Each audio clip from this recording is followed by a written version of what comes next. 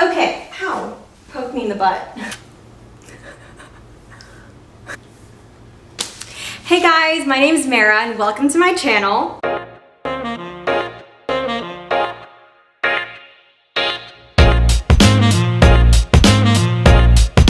And today I'm going to be showing you my houseplant collection. I am super excited for this video. I've been wanting to do it for a while now. And if you're watching this video, you probably love plants or are trying to get into plants and are inspired by other people's collections like myself. So without further ado, let's get started. So these are just a few of my cacti. I don't know the names. I want to just call them euphorbias. But they're super cute and I love putting them in cute little pots like these.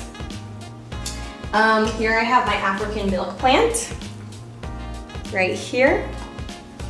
And then I have another euphorbia back here in this cute little basket.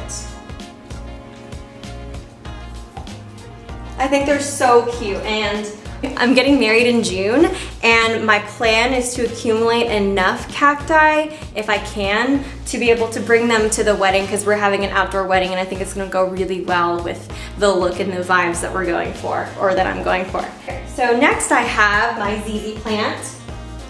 It's in about a 10-inch pot and I think it's doing pretty well. We have new growth. You can tell that there's new growth by these lighter green leaves, and you'll see that they're kind of like shoots that come out from the soil. There's my ZZ plant. Here I have my big snake plant, Sansevieria, and I love this. It gives more of a vertical component when decorating as opposed to these smaller plants. I love small plants, but I love this big Sansevieria. It's beautiful.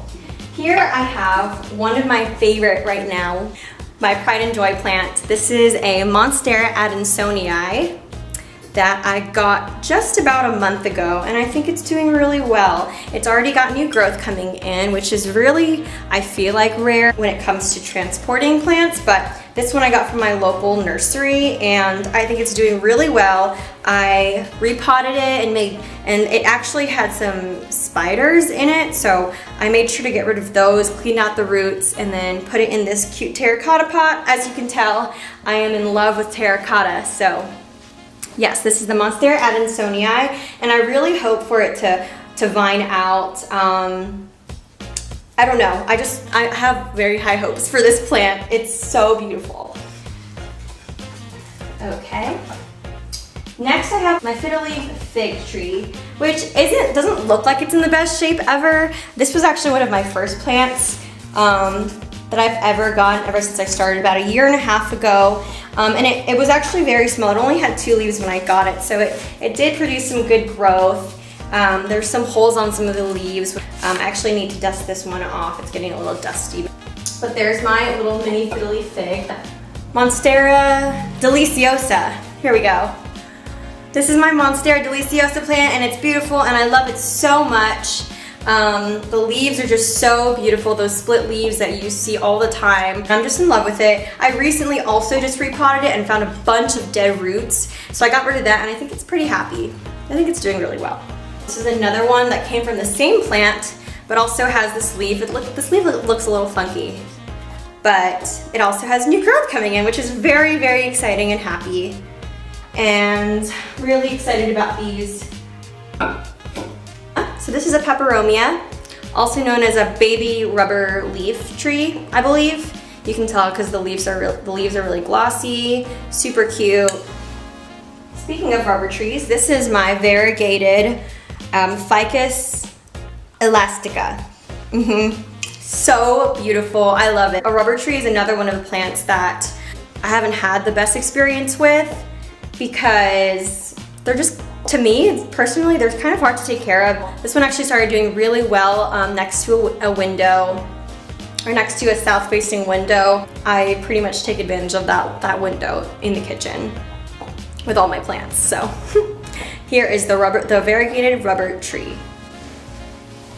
Next I have, which is another one of my favorites. I mean, I think I'm gonna keep saying that for all of my plants because all of my plants are my favorites, but this one is a calathea, a medallion calathea, and it has the most beautiful foliage. And I love calatheas, mostly for the reasons that most people don't like them is because they're really hard to take care of and really high maintenance, but I love that about them because look at what it produces. Just beautiful, beautiful leaves. So I have another calathea here actually. This one is the rattlesnake calathea, and I love this one too. It's super pretty. And this one's actually much easier to take care of than this one. This one, if you don't give it the right water. And also, if any of you has any specific questions or would like to see more videos based on the specific plants that I'm mentioning in this video, please comment down below and I'd be happy to do that because that'd be really fun. Or like, I don't know, if you wanted me to do a calathea video. Okay, so here I have my mini string of pearls plant. Used to be bigger, but I overwatered it, and yeah, now I know never to do that again. With this plant, it's been quite the roller coaster because when I first got it, it was doing great. I made sure not to water it too often, maybe like once or twice a month, maybe. And then I put this next by my kitchen window to get some good lighting, and it just started getting those fungus gnats, and I was just like sick of it. I could not figure out how to get rid of them, and I wanted to do it in a natural way. So that was kind of a bummer. So I started watering it, and I think I just overwatered it, and it just was overkill for this plant. So the little beads started to get extremely squishy, and then I just ended up pruning them off, and this is what I was left with. But I still love it, and I'm still trying to revive it to make it happy again. I have a string of pearls, string of hearts, and string of beans, oh, and string of bananas that I can show you here in a little bit, but string of pearls for sure is the hardest to take care of. I think they're the most fragile, but still nevertheless super beautiful. Here I have my alocasia poly. Let's show you a better leaf than that one. This one. So where this came from, these brown spots. Basically, my research told me that alocasias are very similar to calatheas and marantas, that they like really, really moist environments. And so I started misting this one the same time that I would mist my calatheas, which was about once or twice a day. And I don't think it liked it. I feel like that's where these burns came from. So I stopped doing that, and now it's doing pretty well, I would say. Another monstera delicioso that I have, this is a baby plant. It still doesn't have any split leaves, but I think it's doing really well. I had a little bit of an issue moving into this new home with my monsteras. I don't think they were getting enough light, and I think I was overwatering them as well. But now I think it's pretty happy. I really love monsteras. I just love how the leaves feel. I don't know why, they're just so cute. They're like, even when they're not split, I just love them. Okay, so here I have my Hoyas. These are both Hoya carnosas, I believe. Jade, this is a jade plant, that's what I know. I don't know too much about Hoyas right now. I'm just getting started with them, but this one that I just got recently is a Hoya carnosa compacta, and I think it's so, so beautiful. You can see that the leaves are super curly. They kind of look like mini tortellinis, tortellini pasta.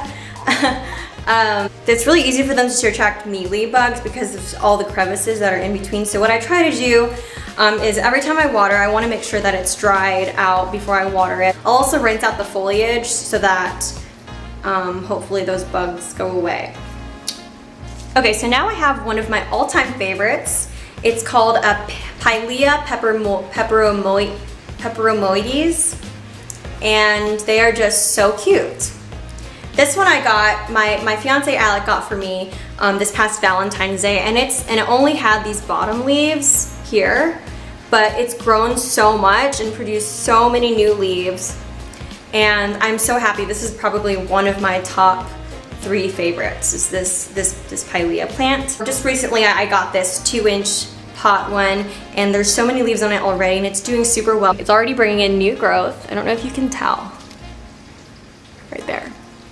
So I just love these plants, they're great. So I have them right by the kitchen, right on the windowsill by the kitchen. So Pylea peperomoides. And I'm sorry if you can hear the rain coming through, but I can hear it, so if you do, I'm sorry. It's kind of pouring outside right now. So this is the Satin Pothos, which I think is just also one of my favorite plants because the leaves are just so pretty. They have this like velvety texture on the leaves, and they vine out just like a normal pothos, but it's just so pretty.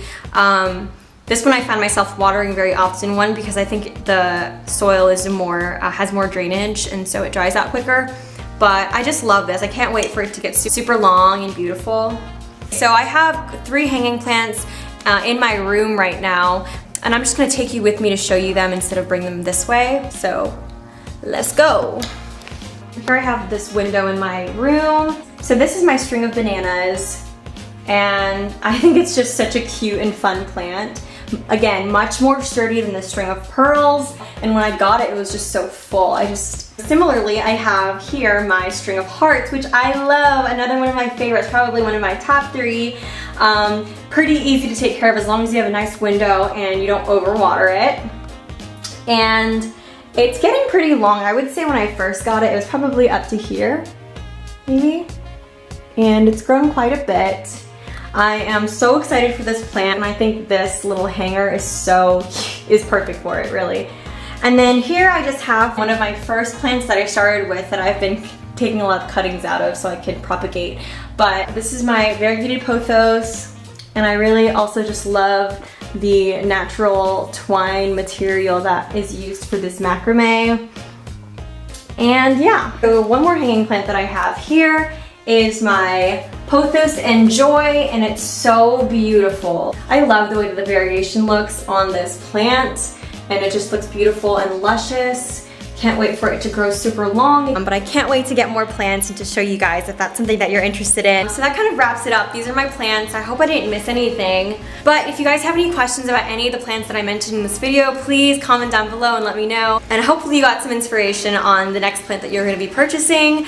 I have this bad habit of flipping my hair back and forth, so